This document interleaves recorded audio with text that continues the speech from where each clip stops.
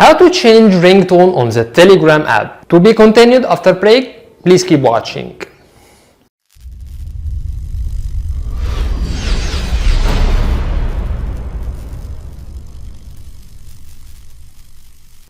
Hello my friends, how are you? Welcome back to my channel. We'll explain how to use the Telegram app step by step. Today we will learn how to change ringtone on the Telegram app. Let's get started and see how can we do that. Click on the Telegram app icon.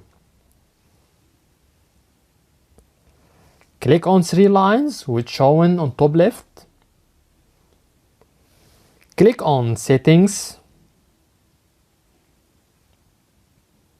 Scroll down till we get notification and sounds.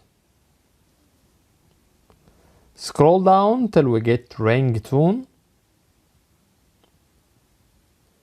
Here you have a lot of ringtone, you can select one of them like this.